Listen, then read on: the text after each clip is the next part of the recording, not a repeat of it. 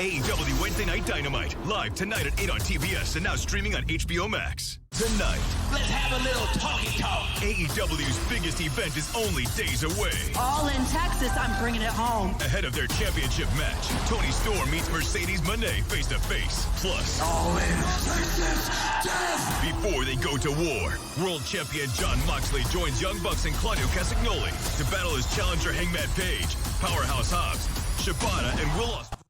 Welcome in, everybody. This is Wrestling Daily. It's a great time to be a pro wrestling fan. I am Matt Camp. How are you on this fine Wednesday afternoon? Whatever you might be watching us on YouTube or on the BR app, thank you very much. All In Week continues, and we have to continue to move forward, not only talking about the card, we'll talk about Dynamite tonight. I also wanted to talk about the necessity of Jon Moxley in the story, the rivalry, maybe the redemption of Hangman Adam Page. But I'm not going to do that alone. Got such wonderful rave reviews last week. I asked them to come back this week for a great week in pro wrestling. The man who curates WCW deep cuts, along with a host of other wonderful things in his internet wrestling boy empire. Welcome back to the program, Tom Green. Tom, how are you, buddy? I'm doing wonderful, and it's always great to have a talkie talk with my good pal Matt Camp. Glad to be here. Glad to talk some AEW and some wrestling theory. I also got a lot of great feedback on last week's show, and the fact that we had an intelligent conversation about wrestling that didn't devolve into us yelling about how awful everything is. Oh, Tom, you don't understand, though. That's how you're supposed to do media these days. That's how you're supposed to talk about things. You have to yell about them. You have to be angry about them. If you like them, good, you should. But we got to get those hot takes out there, Tom. Or sometimes you got to just. By the way, I forgot to make up those 3 big life-changing news stories. Oh yeah, please, yes. Yeah. I forgot to do that before we went live, so I apologize for the lack of clicks. Listen, we don't. It's not going to be a fancy thumbnail. I had people actually comment like, "Hey, what happened to your old channel or whatever?" And I was like, it still exists. It's in there, but I've done other things and I'm doing other things, and it's like I don't want to make dumb YouTube thumbnails. I don't like. There's something to me, and I know we have to do it. And I've had this conversation, but to me, the genuine content is the stuff that is just picked up because people want to. They care about what you care about, and I know you're trying to draw in a different audience. Sometimes you're trying to draw in a bigger audience. Obviously, with you do on YouTube. But there is this like fakeness to it that I don't think I like, and that's why like when we were talking last week, I was like, oh, it's just a nice conversation about pro wrestling. It's things we like right now. The majority of the conversation was about enjoying pro wrestling. It's a great week for that, and I think I've kind of decided to just steer more in that direction in the last couple of weeks. Like, hey, I like this stuff. There's stuff that is in other companies that I like that I'm going to talk about as well, but I there's too much shit going on, Tom. I just want to have a good time watching this stuff. Yeah, it's crazy to spend time talking about things that you like and not sitting around and stewing and, again, yelling. There are people that yell. I don't understand the yelling. I don't know why we need to yell about things we see on TV. Yeah, I don't get it. I also hate the YouTube thumbnail game, even though I play it. You have to. We talked about that Monday. I saw you on the show the other day mention that you wanted me to admit what I wanted to do for my thumbnail for my most recent video. I'll admit it here. So I did. I'll pull it up, Tom. I'll pull it up while you're talking. Pull it up. Yeah, it's ridiculous. Again, I said it on, I think, Twitter. That was my 7th take of poses because I'm not good at posing. I've done other thumbnails in like the bathroom at work or the graphic I post for my streams, Yes. my off the grid streams was in a porta potty. Like I had somebody like make, oh, why are you taking pictures in the toilet? Because I did. Because the lighting was good. Here you go, Tom. Yeah. So Look at that. it's the Look at Texas that one, right? jerk. Yeah. Yeah. It's Yeah. this video, and I won't, that's for Tom, and go check this out. But you said, like, the caption is, I'm excited about AEW, and I was like, yeah, this should be a normal thing to post. But you did tell me that there was another option for the thumbnail, as we see here. But go ahead about that. Yeah. So I wanted to post a picture of a burning house that may or may not resemble a giant piece of real estate in the Stamford, Connecticut area. That was in various states of disarray, maybe on fire. And then I wanted to post a cat being saved from the top of the tower, and it being saved by one Tony Khan, the smile on his face. Because I feel like everybody abuses, there's like 3 pictures of Tony that everybody uses for thumbnails. And they're all stills completely out of context from various speeches and discussions. And they're not the most flattering. I'm like, what if I went the complete other way? Right. Yeah. But ultimately I didn't. Mostly because that video was done like on the fly. That I produced that whole thing in like 45 minutes. Wow. Not easy to do. Yeah, it's not.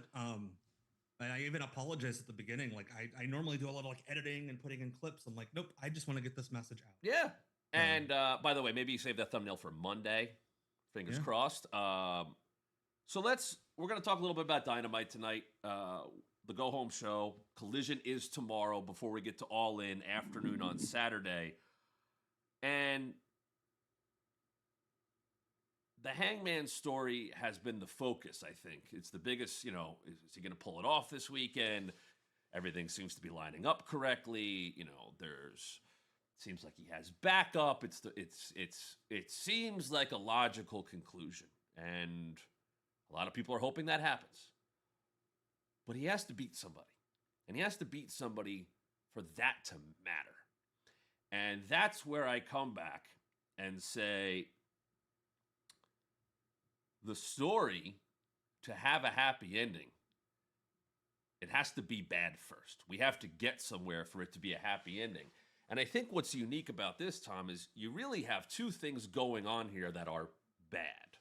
One, you have Jon Moxley taking the world title, ending Bryan Danielson's full-time in-ring career, doing it at WrestleDream, doing it in Washington, putting a bag over his head, and then locking that title away in a briefcase for the last now 9 months. You have that story, you have that hatred of the Death Riders and, various people trying to go after them and being unsuccessful.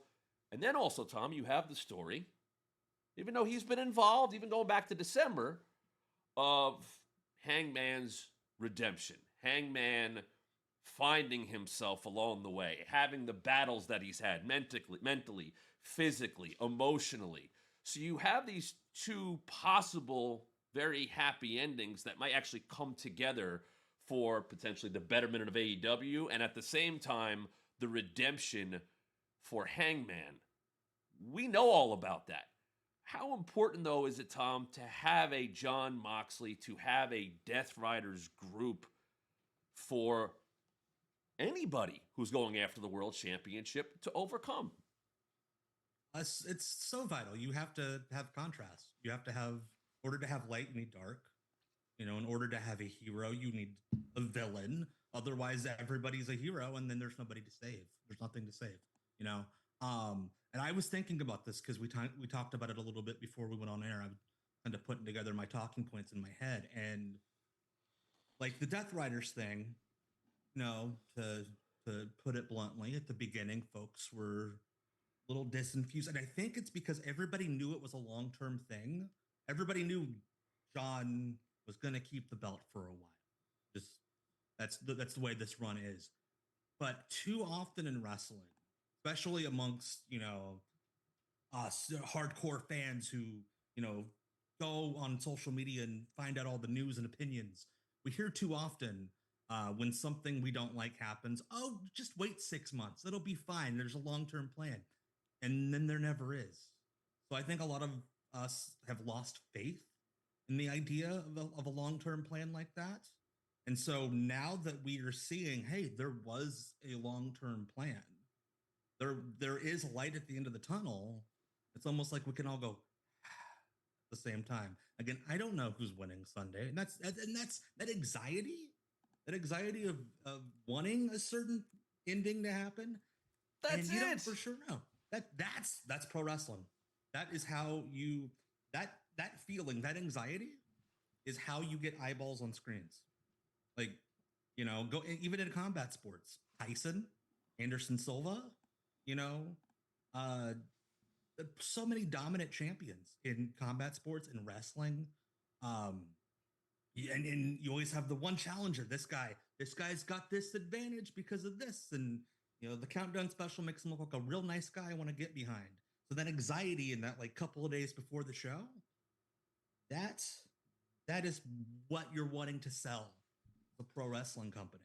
And I think that anxiety is what people are having right now. Is we think he's going to do it, we think he's going to pull through, but we don't know. But wait, that's right there. Yeah. To me, is the key to what Moxley has done and become. Because you look at this, it's the biggest show of the year for AEW, as All In is typically. It lines up, right? It's all supposed to happen. This is the time. Hangman's been on this journey. He had to win the Owen, as just we saw a clip of right there. Of course he's going to win, but not necessarily. Because, one, Moxley seems to find a way. It's a Texas death match. God, anything could happen in this thing, and I think we all expect it to happen. But number two, we have seen Tom. This is part of who Hangman is. Seemingly be there and fall short, even with people behind him. And that is the key, because you need that anxiety, as you just talked about, but you also need that it's not a slam dunk. Because there are these big shows that just, you see the crowning moment happening. It happened, and that's fine. That's pro wrestling. This isn't that, and it shouldn't be, but the dominance and just what Moxley has been to AEW and everybody else, I think it's tough. I think it's tough to have anybody in 2025 be dominant and be dominant in a way that you don't like it.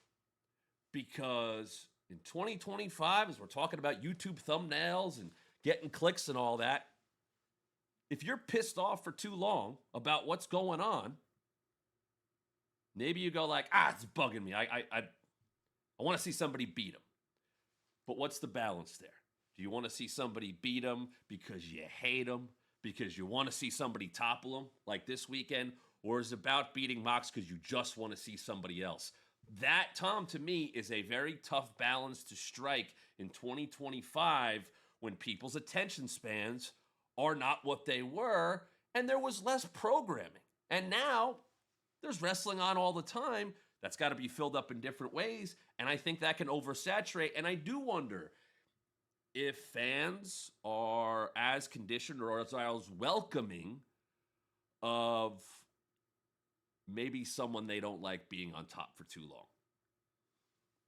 And that is a struggle, because we are, all of us, we have all these screens and all these lights. Even as you and I are talking right now, I have, there's, a Chrome browser behind this. And then, I have screens behind me at work. Even now, my attention's on you, but I also have 8 other things I could be looking at. That's what we do. Let alone when we're watching TV, got the phone, could have a tablet.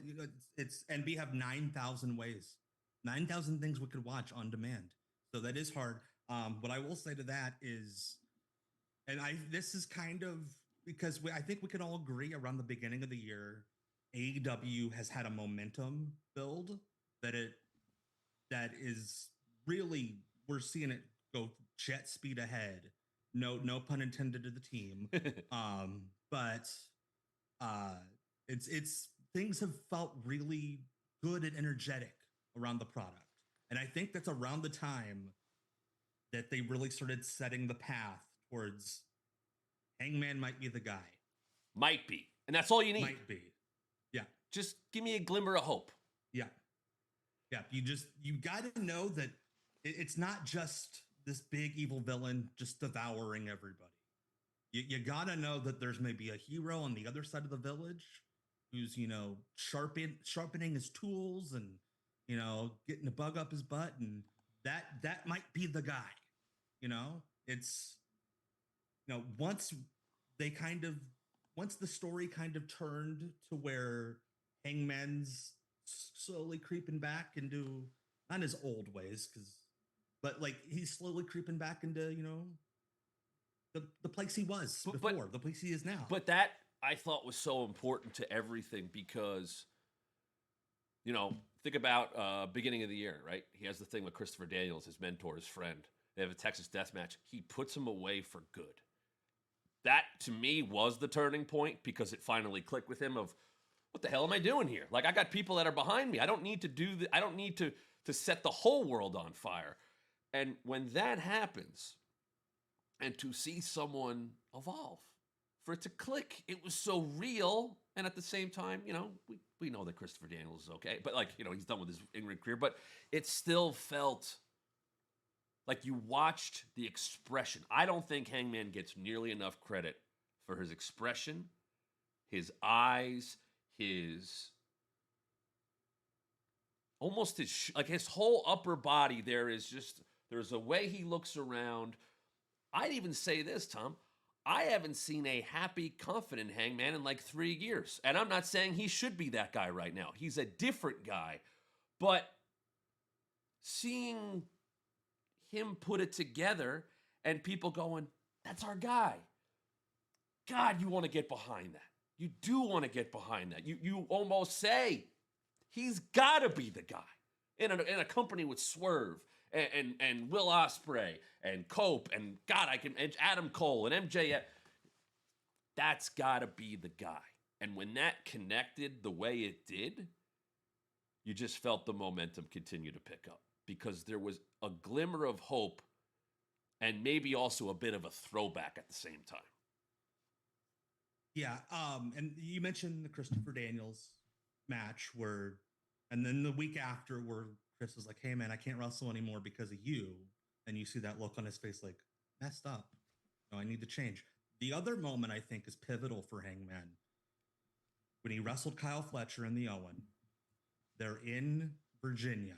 And after the match, he's leaning on the ropes and one of the floor came operators gets a real good tight shot of his face, and he smiles. Like, oh, our guy's still in there somewhere. He's not a lost cause. Right. He's there and the cracks are showing. And I think, I know the rumor and scuttlebutt about things weren't decided until the day of, but I think in that moment, it's like, oh, he has to win the Owen now. Like, because we're getting him. We're getting back, not the old Hangman, but we're getting back. There it is, Tom, right here. Yep. And just look, right? He's just leaning on the ropes after. There it is. Right there. Look. Moment. Right there. That is such a pivotal shot to Hangman Page's story. That in that moment, you could see not just that we all see the light, he sees the light at the end of the tunnel. The Hangman Page persona, the guy in the ring, maybe be going about things the good and righteous way. Maybe I need to get back to that because I'm doing all right. Yeah, that right there, I feel like in that moment, to me as a fan, I'm like, that guy has to win the world title now. Right. We have to see his redemption. We have to, to force that, not even force it. It's just the smile crept across his face after 2 years of not. We saw nothing And think of just a smile on his face, knowing, hey, wait, is he good now?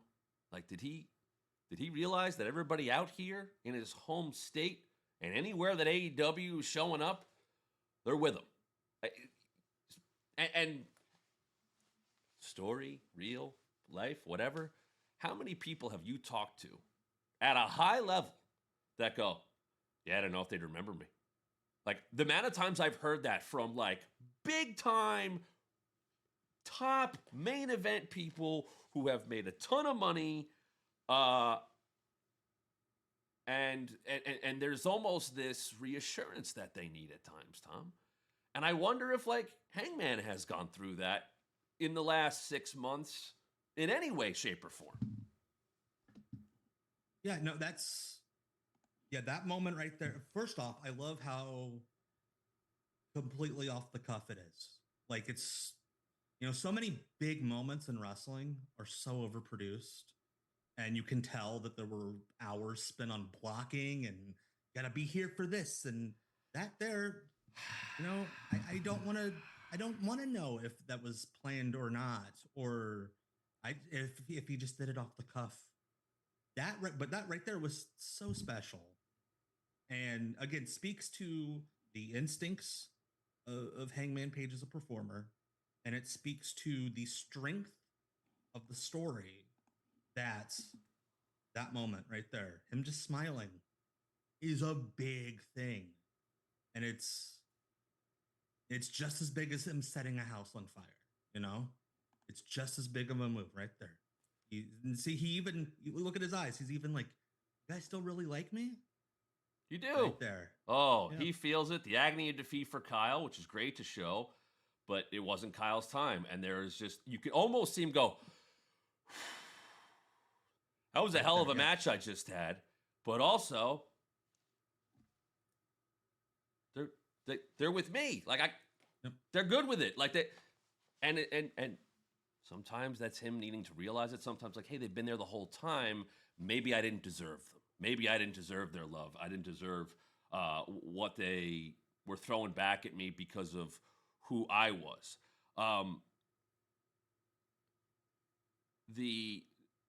Those who were disgruntled with Moxley and over this time, Tom, if this is a 3-month reign, it's not as big of a deal. If this is a 5-month reign, it's not as big of a deal.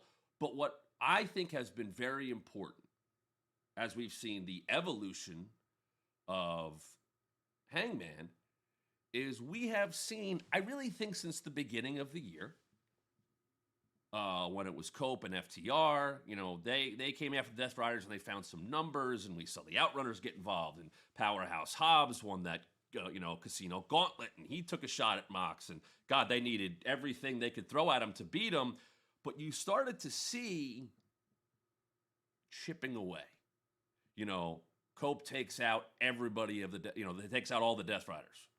All right, well, they're not there. Well, okay, something else had to happen with Nick Wayne and Christian and all that, and they did the rematch, but you could see, hey, it's not as easy as it was. And we're taking some people out along the way. And then, Swerve got involved, and he does that stomp to end the show. And it's like, well, maybe it is Swerve's time. And the Bucks get involved. But you see, once again, Mox needs more and more help. And the dominance that Mox had and the group had, Tom, it wasn't there anymore. And then you started to see, hey, wait, he's vulnerable. They're vulnerable right now. Because I thought for a couple months, it was too many guys. Orange Cassidy says, I don't want my friends involved. I'll do it by myself. Jay White just obsessed with becoming world champion. Hangman going, get out of my way. I got to win this thing. And it was everybody fighting for themselves and not going, hey, we can't, these are 5 crazy ass people that can do a lot of dangerous things. We can't do that. And it seemed like it needed time for everybody to put that together. And I thought that was really fully addressed, Tom, when Ospreay was out there with Swerve and out there with Hangman going, listen, this is reality. We all can't win this thing from Mox.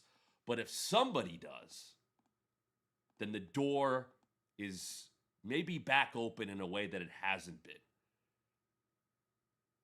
Does it help in a situation like this, in this story, to see people as high up as Ospreay, and I guess to a lesser extent Swerve, have to put their ego aside because it puts all the focus on the guy who's got the best chance to do it? Absolutely. So yeah, the first few months of the reign, frustrating as a viewer because it's like you could tell this is the beginning of something, But also tough and you don't shit. know Like where- that's oh, also yeah, like part yeah, of me is like, hey, like yeah. that's how this works sometimes. You don't Yeah, get everything you want because if you did every time, what do you turn it in for? Yep. But like you said, as the story has gone along, Cope chipped away a piece of the armor. Powerhouse Hobbs chipped away a piece. There's that big moment, the Dynamite. I forget the name of the Maximum show, but it was Carnage. the week, yeah, where the Ops win the trios titles. Oh, right, the and breakthrough show, yeah, in Boston. Yeah, breakthrough. Where that show I think was so well received because it's the AEW heroes figuring out, hey, if we all band together, there's we can be more powerful than them. We're better than than the those big guys. happy ending, and everyone's chugging champagne, and they chip away part, and Swerve gets this close, but then the Bucks get involved.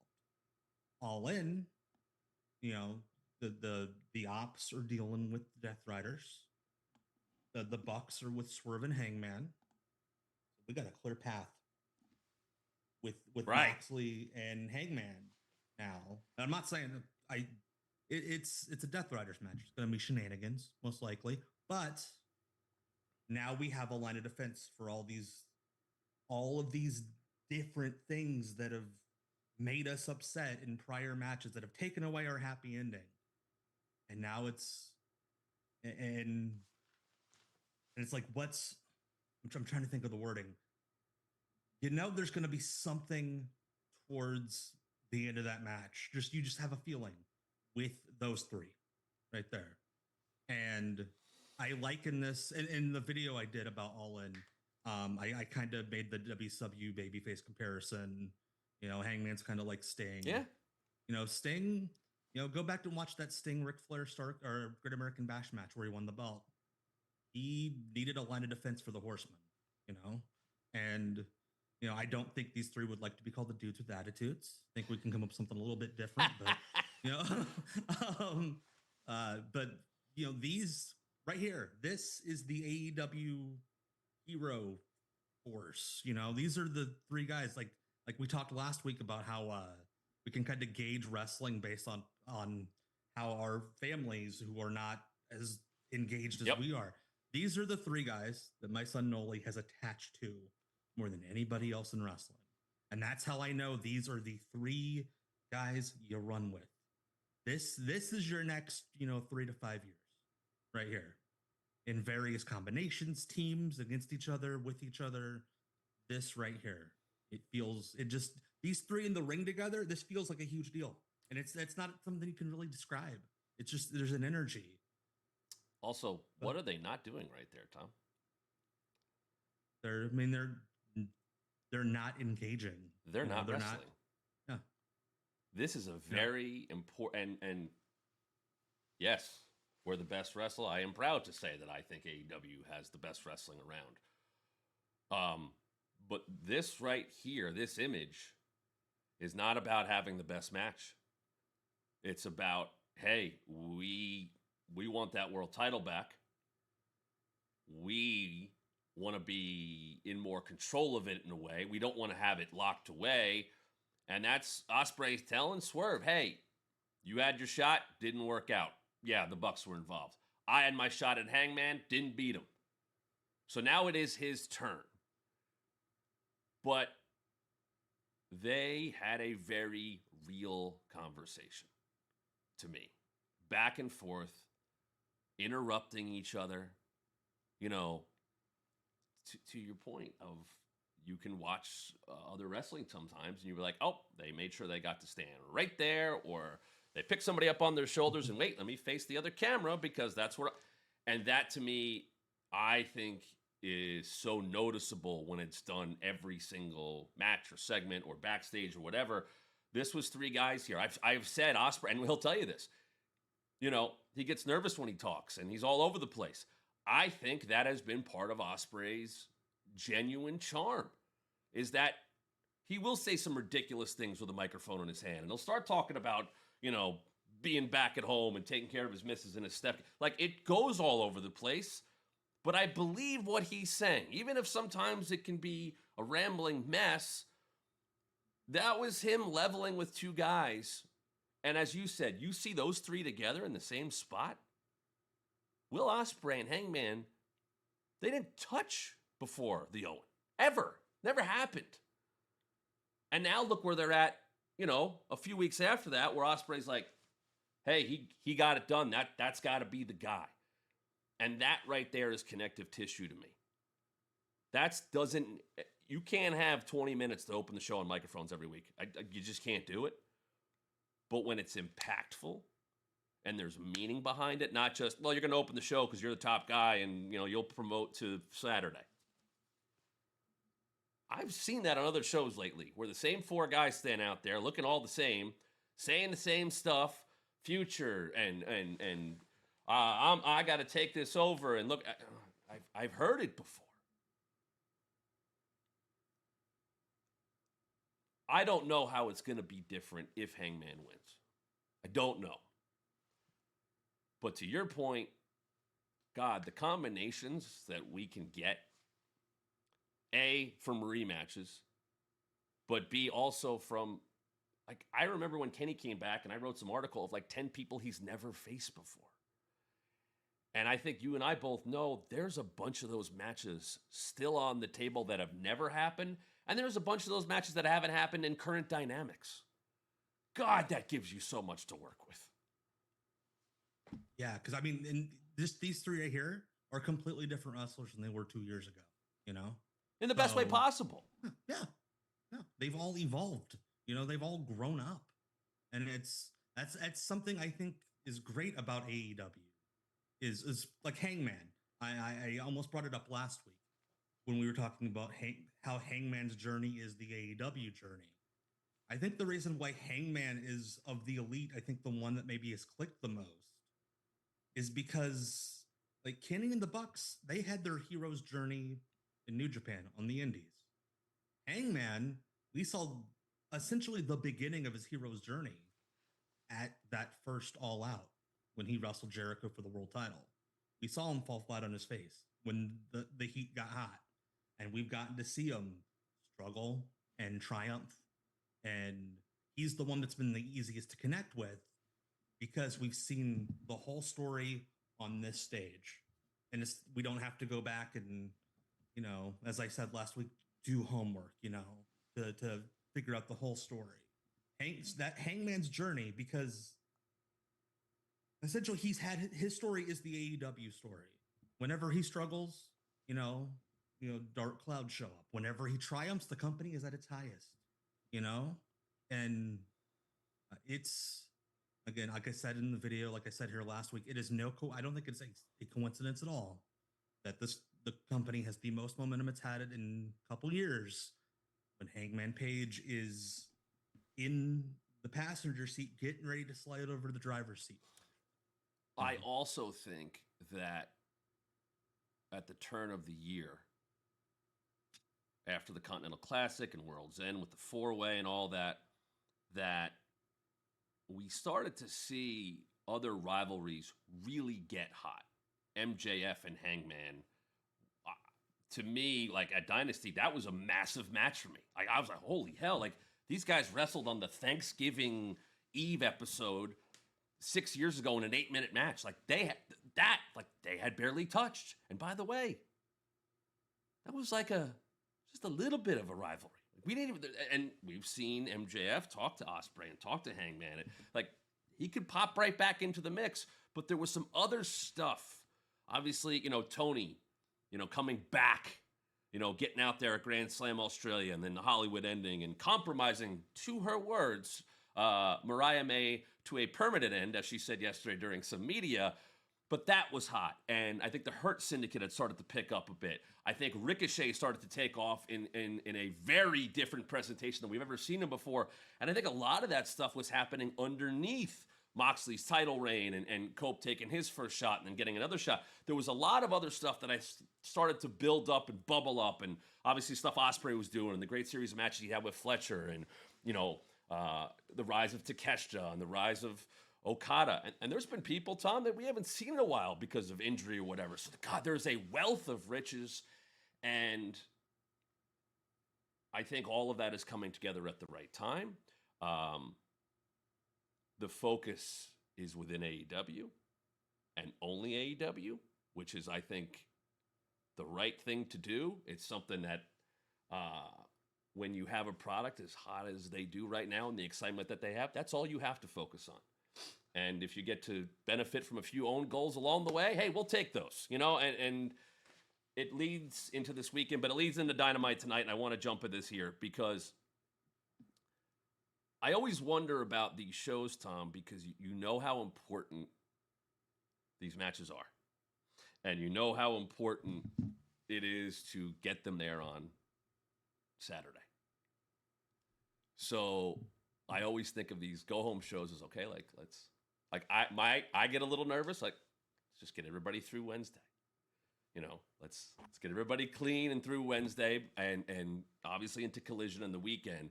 But let's take a look at what we're going to see. So we're going to see Timeless Toni Storm, Mercedes Moné face-to-face for the final time. Real quick on this one, though, Tom. Something I've been talking about with this match is I think this is unlike any rivalry that Mercedes ever had before. Because, and you know this as well as I do, I think of Mercedes' career, and I think the majority is about her being the best in the ring. I don't think she's been in these, character-driven stories that often in her career. And now she finds herself up against the ultimate in Toni Storm, and I think it's pushed Mercedes in some different directions. Yeah, I think every Mercedes rivalry feud since she has arrived, last year has been somebody having to rise to the challenge of Mercedes. She has been the mountain that everybody's had to try to climb, whether it be in the ring or, with the fan acceptance, because she is beloved even when she's trying not to be. And this pairing is interesting because Toni's not a rising star who's trying to climb a mountain. She is her own mountain. And this feels like the first time Mercedes has had to climb a mountain. Yeah, that's true. Herself. Yeah. So, I mean, this is Toni Storm is in many ways the peak of not just the women's division, but many would say she might be the biggest star in the entire company. I told her that 3 months ago to her face, and she was like, "Don't do that to me." And I was like, "No, you are. Yeah. I think that's what you are." And I said it on my show yesterday here. I said, it's a victory for both of these women to know that they said, hey, we don't want to work there anymore. We're going to leave. We're going to go out and do our own thing.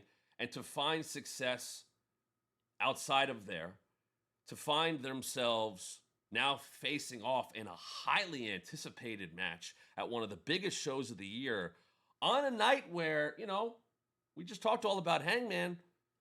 I've heard other people say it. Why can't Mercedes and Toni main event? I've seen Hangman and Jon Moxley wrestle before. And to those people, I say, okay, you're not going to get a strong pushback from me on that one.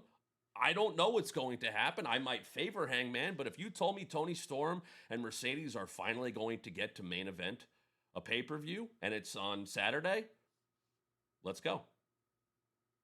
Yeah, this feels like the two biggest stars in that division finally, like I said in my video I made, they're peaking at the exact right time, at the exact right place. And that's what the feud's been about. It's been Mercedes trying to figure out, okay, how do I out star power this entity that, she, her character has not intimidated, but she's been such an overwhelming presence in these feuds against these rising stars, these stars on the come up, that now we see the Mercedes character. How do I figure out how do I give off a bigger aura than Tony Storm? You know, we've seen that with the steak dinners at ringside, Right. where Mercedes is trying to act like she's blowing off, Tony or whatever, and Tony completely devours it, and in multiple ways.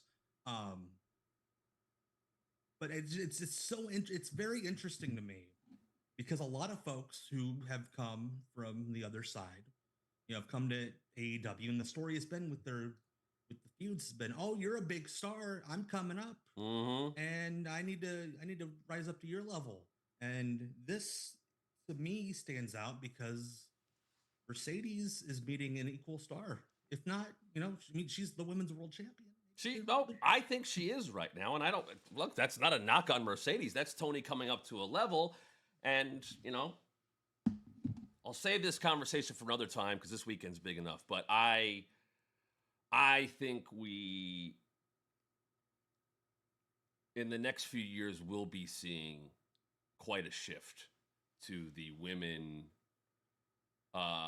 If they're not there already, but maybe more of them being on an equal level of star power to the men. And that's unfortunate I think how wrestling has been presented for the majority of the time, but I think you've seen Tony Storm and Mercedes. I think you've seen, a Rhea Ripley, for instance. It ain't, they're the most popular woman. Like, no, they're they might be the most popular in the company. And as more and more of that and those people find who they are, I think you will start to see more of a shift. But we'll keep that for another time. Also coming up on Dynamite tonight, we're going to see Samoa Joe, and if Wheeler Yuta can find the ring through that hair, he will be taking on Samoa Joe tonight. Poor Wheeler Yuta. Will he ever come to his young senses, Tom? Well, for every time I turn on AEW in my house, my wife chimes in, why did he have to ruin himself like that? Because she thought he was so cute before he decided to stop grooming when he joined the Death Riders. But yeah, poor Yuta. I will say, when I used to cover football, was like, who's a college football player? Who's this pro player comparison? My Wheeler Yuta pro wrestler comparison is Billy Kidman joining the Flock. Yes, that's actually really dead on. Like just to see not dying inside, but clearly a dynamic change in his mindset and his look, and where is he at? Is he a unique key to this whole thing that's kind of been right in front of our faces the whole time? Because it seems like, Tom, he's been the only one that has even considered not listening to Mox. And remember the week going into the match with Cope, and I love this so much of Mox going at Wheeler, and they caught it off mic. You have to take him out on Wednesday. He can't get a clear shot at me. I loved that thought of just, I know that guy's good, so we got to do something to stop him. Wheeler's been put in those spots a lot. That's the spot he's in the group, but him and Samoa Joe should be interesting leading into the weekend. In addition to that, as we continue, a little talky talk, as we've done here. I have decided, Tom, that Mark Briscoe and MJF should be lifelong rivals. I'm not saying it needs to be a 2-year-long feud, but every couple of years, whether it's because they're fighting over the same championship or in the same tournament or whatever, I want these two to come back together, because seeing them go back and forth on the microphone, you just go, oh, these two guys are the perfect yin and yang for each other. Oh, yeah. Just look at this graphic here. It looks like, a 90s, comedy about, a guy that moves into a neighborhood and wants to tear down all the houses. And this one farmer's like, nope. And then they go back and forth with pranks. They realize that, we can coexist. But like you said, I don't ever want them to coexist. No. And they shouldn't. No. I mean, just right there. That picture says it all. They are such good fodder for each other. Yes. And what I like, Mark Briscoe has such a unique rhythm to his promos. that I feel like it makes Max change.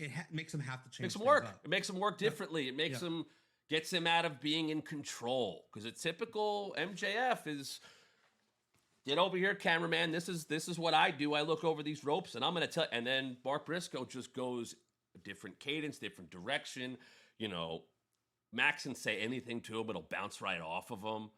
And God, now, and by the way, just because we got to talk about this, they are opening the men's casino gauntlet in the 1 and 2 spots. I know we didn't get to talk about the women as much, and the world tag team title match and all that stuff, but these two guys opening that match, it right away I get excited for it. That's the type of match, obviously, that lends itself to a little extra excitement of who's coming out and when are they coming out and all that stuff. But yeah, these two to hype that match up. And then, of course, the All-Star 8-man tags, which has really become such a great spectacle and exhibition and ways to spotlight the best talent.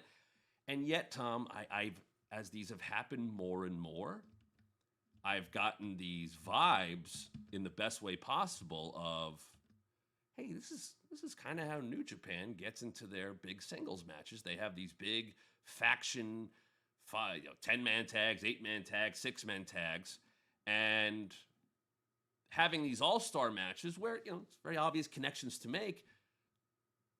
We don't get those. It's not rematch-a-mania. It's not, doing stuff. Well, they're gonna have a match. We got to put them all.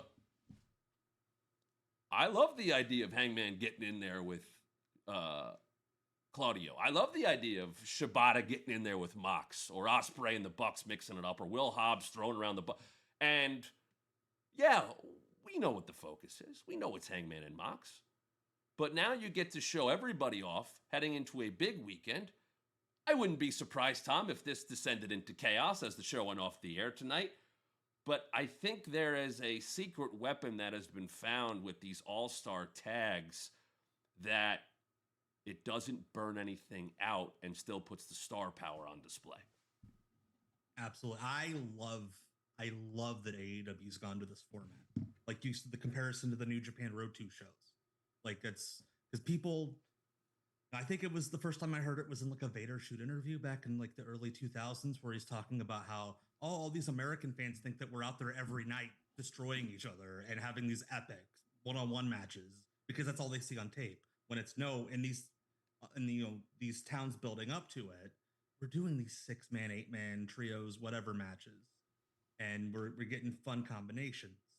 We're getting to see that now play out on a weekly American television show.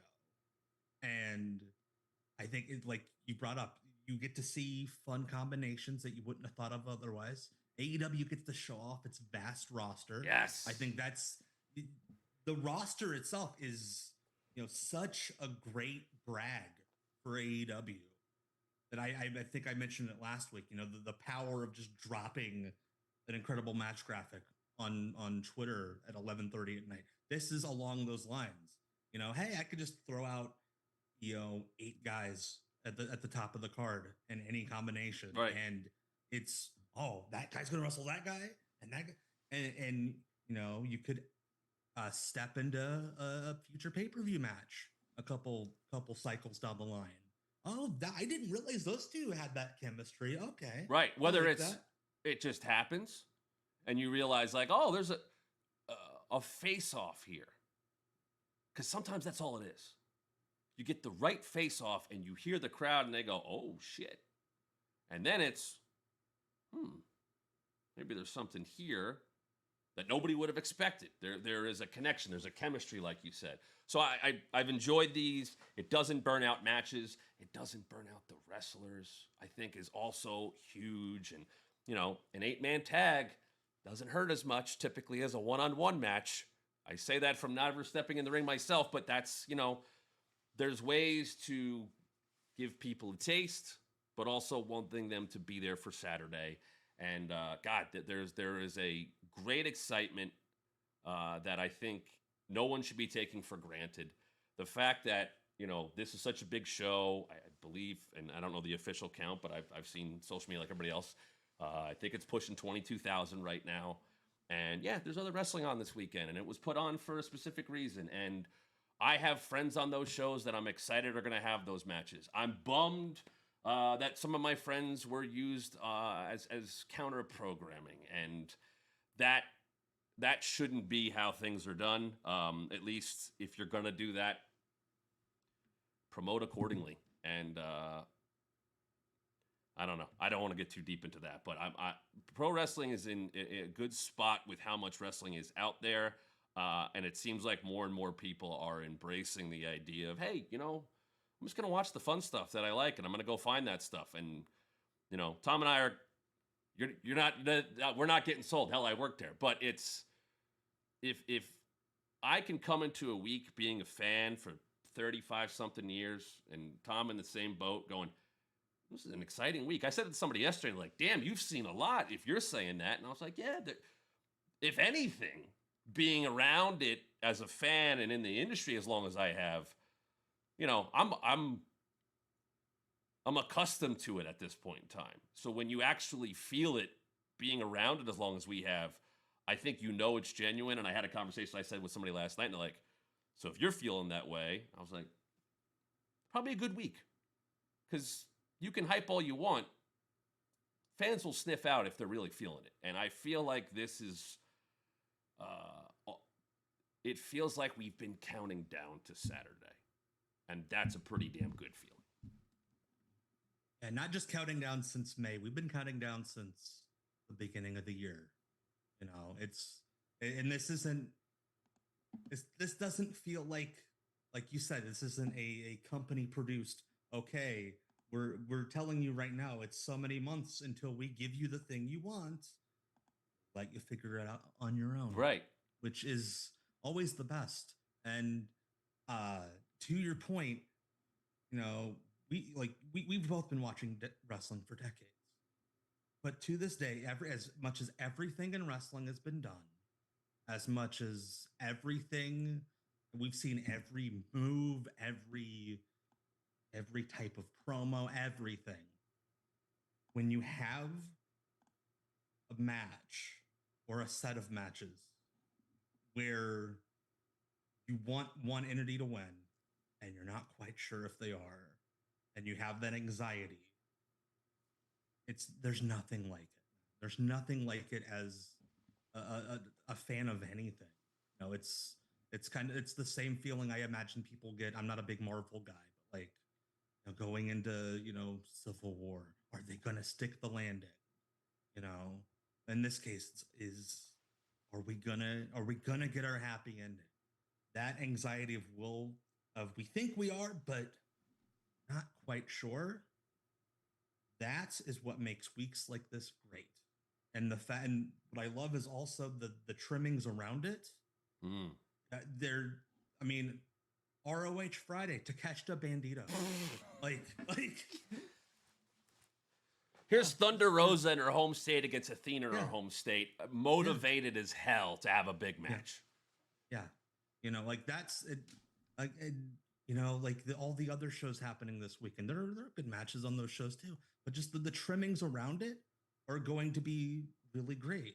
And that's a cool thing about wrestling. But the thing that really draws you in is when you get to that moment at the summit, there's nothing better. You could watch a million wrestling matches and nothing defeats that feeling of getting to the day, getting to the opening of the show, getting to the entrances of that match or the couple of matches, and that excitement, even when you know what the deal is, nothing like it.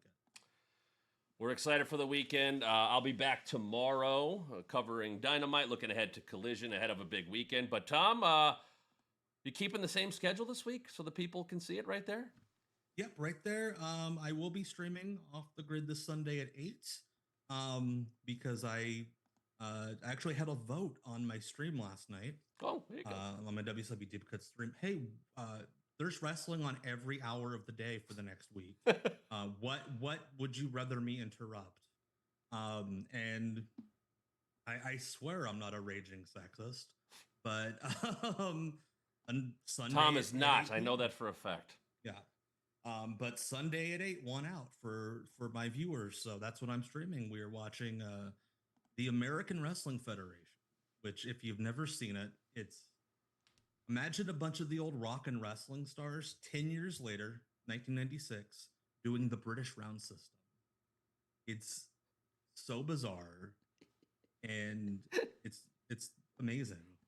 Like the fact they did 2 years of it and only one person went to jail coming out of it for money laundering. Just one. Just one. Just Well, there one. you go. You can see Tom there off the grid Sundays at 8 p.m. Eastern and WCW Deep Cuts Live Tuesdays at 9 p.m. Eastern. Make sure you're following Tom on all social media. Tom, you got to add Blue Sky to that graphic, dude. I just saw that. I do. Because I'm trying to do more stuff like on Blue there. Sky. We need to get everybody over to Blue Sky. Yeah, head over That's there. so It's good. nice. I'm not saying you do whatever you want, but like, it's nice to just kind of talk and hey, I like this, and it's a nice It's place. nice to be able to throw out an opinion and not have 9 people yell at you and then 2 crypto bots be like, hey, you should invest in fart bucks, you know? Or would you like to be friends? Here's my username and password that we anyway. Yeah. But yes, please follow us both on Blue Sky at Not That Tom Green, at the Matt Camp, on all those places. And I'm sure we'll have Tom back again soon. Make sure you subscribe to him on YouTube and this one as well. Make sure you're watching All In this weekend. We will be obviously talking all about it on our social media. Hopefully you will be as well. Very excited for that. Much more to come here. So for Tom Green, I am Matt Camp, and I'll be back tomorrow to talk about wrestling even more right here on Wrestling Daily. See you then, everybody.